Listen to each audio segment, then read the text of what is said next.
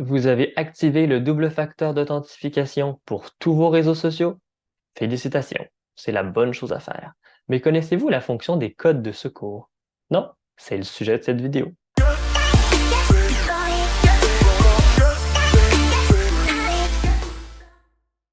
Je le dis souvent et je vais continuer à le dire. Le double facteur d'authentification, ça ne devrait même plus être une option et ça devrait être activé par défaut pour tous nos comptes en ligne, principalement dans le cas des réseaux sociaux. Je m'appelle Julien Testarnat et je suis spécialiste de la sécurisation des réseaux sociaux.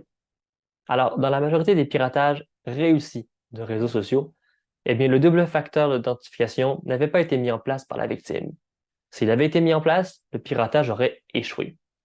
Donc, pour petit rappel, le double facteur d'authentification, c'est généralement un code à 6 chiffres qu'on va recevoir par SMS ou qu'on va générer à partir d'une application génératrice de code. Euh, on va généralement se faire demander ce code lors d'une tentative de connexion à partir d'un emplacement inconnu du réseau social ou du site web sur lequel on a activé la fonction. Et parlant d'activer cette fonction, eh bien, si vous écoutez cette vidéo actuellement et que vous n'avez pas activé le double facteur d'authentification pour tous vos comptes de réseaux sociaux, mettez mon vidéo sur pause, ouvrez un navigateur Internet, tapez double facteur d'authentification avec le nom du réseau social, suivez les étapes et activez-le. Sincèrement, c'est assurément la chose la plus simple à faire pour renforcer la sécurité de vos réseaux sociaux. Une fois que c'est fait, vous revenez sur ma vidéo et poursuivez le visionnage. Pour ceux et celles qui auraient déjà activé cette fonction sur tous leurs comptes de réseaux sociaux, eh bien, passons au sujet principal de la vidéo, le code de secours. Alors, le code de secours, comme son nom l'indique, c'est une solution de secours permettant d'accéder à votre compte en cas de perte d'appareil ou de problèmes techniques empêchant la réception de vos codes d'authentification. Alors, je parle de perte d'appareil, mais ça pourrait aussi être le vol de votre téléphone, un bris.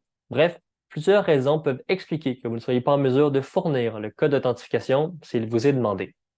Et si vous vous retrouvez dans une de ces situations, eh bien, le code de secours va vous sauver la vie et va vous permettre de quand même accéder à votre compte. Bref, vous l'aurez compris, c'est une fonctionnalité extrêmement intéressante.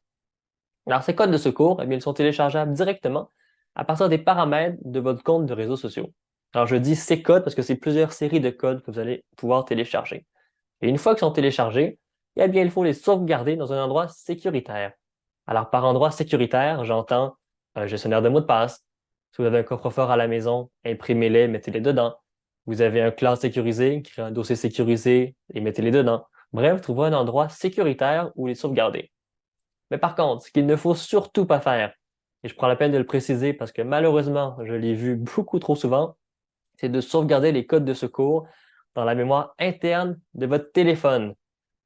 Vous l'aurez compris, ce serait un peu contre-productif.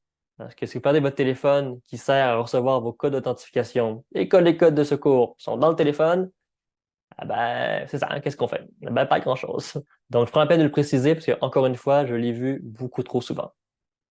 Mais bref, si c'est mis dans un endroit sécuritaire, c'est une fonctionnalité, comme on le disait, extrêmement intéressante. Alors, la vidéo pourrait s'arrêter là, mais je me suis dit qu'autant qu'à vous parler des codes de secours et vous vanter ses mérites, mais ce sera encore mieux de vous montrer où aller pour les télécharger. Donc, la suite de la vidéo, c'est des petits tutoriels sur où aller pour télécharger vos codes de secours. Alors, bienvenue dans la partie tutoriel de cette vidéo dans laquelle on va voir comment télécharger ces codes de secours pour LinkedIn, Facebook et Instagram. Alors, commençons tout de suite par LinkedIn. Donc, pour ce faire, on clique sur sa photo de profil en haut à droite, puis on va aller sur Préférences et Confidentialité. Arrivé ici, on clique sur Identification et sécurité, puis sur l'onglet Vérification en 2 étapes. Enfin, on va descendre et cliquer sur Code de récupération. On rentre alors son mot de passe et une fenêtre va apparaître nous permettant de télécharger nos codes de secours.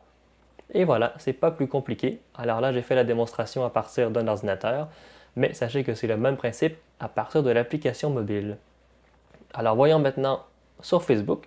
Donc pour ce faire, on clique sur sa photo de profil en haut à droite, puis on va cliquer sur Paramètres et confidentialité, puis sur Paramètres. Arrivé ici, on clique à gauche sur Centre des comptes, puis on va alors cliquer sur l'onglet Mots de passe et sécurité, Authentification à 2 facteurs. On sélectionne son compte Facebook. Alors, on va peut-être vous demander de rentrer votre mot de passe. Si c'est le cas, vous le rentrez. Et arrivé ici, on clique sur Autre méthode.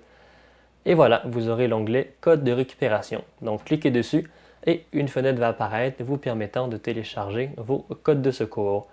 Donc, là aussi, c'est le même principe à partir d'un ordinateur et de l'application mobile. Enfin, voyons sur Instagram comment faire. Donc, on va se rendre dans les paramètres de son compte Instagram. On clique sur Espace compte.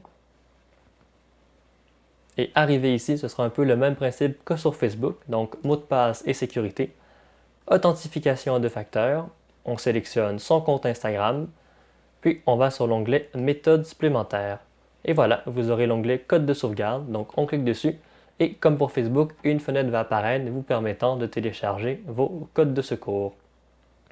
Et voilà, donc pour Instagram, c'est également le même principe d'un ordinateur et de l'application mobile. Donc on arrive officiellement à la fin de cette vidéo. Alors si elle vous a plu, eh bien n'hésitez pas à la partager, ça fait toujours plaisir. Et sinon, on se dit à mardi prochain pour une autre vidéo. Bonne journée.